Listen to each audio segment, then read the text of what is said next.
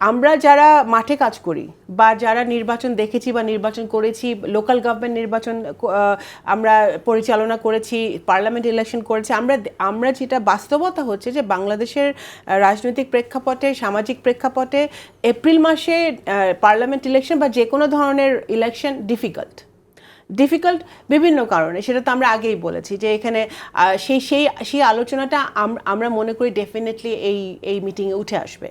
দেখুন, বর্তমান বাংলাদেশে এখন যে রাজনৈতিক প্রেক্ষাপট বিরাজ করছে, যে আমরা একটি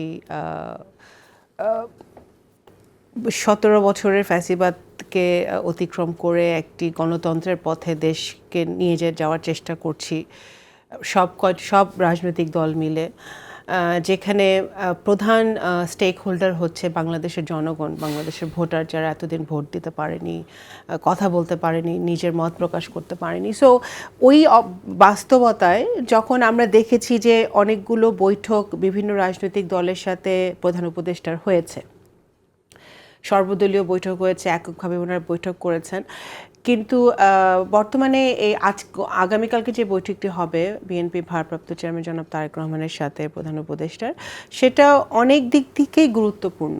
কারণ কিছু আনরিজলভড ইস্যু তো রয়ে গেছে।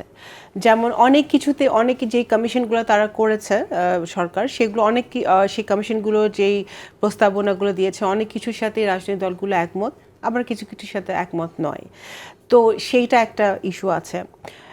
ইলেকশনের টাইমিং নিয়ে একটা বিশাল একটা ইস্যু আছে। এই বৈঠকে কি তাহলে সংস্কার কমিশনের যে প্রস্তাবনাগুলো আছে সেখানে যেখানে ঐক্যমতে পৌঁছতে পারছে না সেগুলো আলোচনা হতে পারে? The beauty of this meeting is there is no agenda. এই মিটিংয়ে কোনো এজেন্ডা নাই। সো ওনারা যে কোনো ব্যাপারেই কথা বলতে পারেন। বাংলাদেশের রাজনীতি নিয়ে জনাব তারেক রহমান এমন একজন ব্যক্তি, যিনি এমন একজন রাজনীতিবিদ, যিনি শহীদ রাষ্ট্রপতি জিয়াউর রহমানের সন্তান, দেশনেত্রী বেগম খালেদা জিয়ার সন্তান।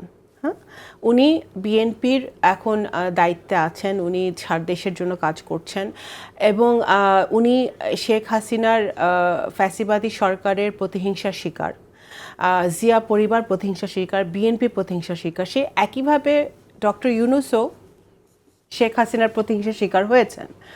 ওনাকে পদ্মা নদীতে উনি ফেলে দিয়েছেন, উঠিয়েছেন, বিভিন্ন অনেক কিছু করেছেন, ওনার নামে মামলা দিয়েছেন, অনেক কিছু তো হয়েছে ইউনূস সাহেবের সাথে। সো একটা কমন গ্রাউন্ড দুজনের আছে। সো এটা তো একটা ব্যাপার। আরেকটা হচ্ছে যে এই ইস্যুগুলো যদি আমাদের বিএনপি নেতাকর্মীরা এবং দেশবাসী মনে করে, এবং সাধারণ জনগণের, আমার মনে হয় সেই প্রত্যাশাটা এই জন্য মিডিয়াতে এত ফলো করে প্রচার হচ্ছে। সেই জায়গাটা ফিরে আসি, যেটা আপনি বলছিলেন যে সংস্কার কমিশনের রিপোর্ট ছাড়াও আরও বিষয় আছে, যেমন নির্বাচনের টাইম একটা। তো অনেকের মাঝে এই প্রত্যাশাটা আছে যে এপ্রিলে নয়, একটা আলোচনার মধ্যে দিয়ে এমন একটা তারিখ আসবে, এমন একটা সময় আসবে যেটা সবার জন্যই গ্রহণযোগ্য। আমি ইন্টারিম গভর্নমেন্টকে ওনারা কেন এপ্রিল মাস দিলেন, ওনারা তো আসলে নির্বাচন করা কোনো ব্যক্তি ওখানে নাই উপদেষ্টা মানে উপদেষ্টার ইয়েতে, এবং ইউনূস সাহেব নিজেও এটাতে উনি নেয়, ওনার সেই এক্সপিরিয়েন্সটা নাই। ওনার অনেক এক্সপিরিয়েন্স আছে অবশ্যই, বাট আমরা যারা মাঠে কাজ করি বা যারা নির্বাচন দেখেছি বা নির্বাচন করেছি, লোকাল গভর্নমেন্ট নির্বাচন আমরা পরিচালনা করেছি, পার্লামেন্ট ইলেকশন করেছি, আমরা যেটা বাস্তবতা হচ্ছে যে বাংলাদেশের রাজনৈতিক প্রেক্ষাপটে, সামাজিক প্রেক্ষাপটে এপ্রিল মাসে পার্লামেন্ট ইলেকশন বা যে কোনো ধরনের ইলেকশন ডিফিকাল্ট বিভিন্ন কারণে। সেটা তো আমরা আগেই বলেছি যে এখানে সেই আলোচনাটা আমরা মনে করি ডেফিনেটলি এই মিটিংয়ে উঠে আসবে, যে কেন এপ্রিল মাসে ডিফিকাল্ট। শুধু বিএনপি যে বলছে তা নয়, সব রাজনৈতিক দল বলছে ভোটারদের জন্য ডিফিকাল্ট হবে, তখন পরীক্ষা চলবে, তখন ওয়েদার আমাদের জন্য ফেভারেবল হবে না। তারপরে আপনার তার আগে রোজার মাসে আপনি কিভাবে ক্যাম্পেইন করবেন, সেটাও ফেভারেবল না। তো অনেক কারণই তো আছে এপ্রিল মাসে আগেই নির্বাচন হওয়ার। সেই আলোচনাগুলো ডেফিনেটলি হবে। মহাসচিব বলেছেন যে এই মিটিংটি টার্নিং পয়েন্ট হতে পারে, নতুন ডিমেনশন অ্যাড করতে পারে এখানে। টার্নিং পয়েন্ট পজিটিভলিও হতে পারে, নেগেটিভলিও হতে পারে। সো এটা আসলে নেগেটিভ হতে পারে কোন ক্ষেত্রে? এটা কি এমন যে নির্বাচনের ব্যাপারে কোনো সময়ের ব্যাপারে কোনো সমঝোতায় পৌঁছানো না গেলে সেটা খারাপ দিকে যেতে পারে সম্পর্ক? আর দেখুন, এরকম কিছু না।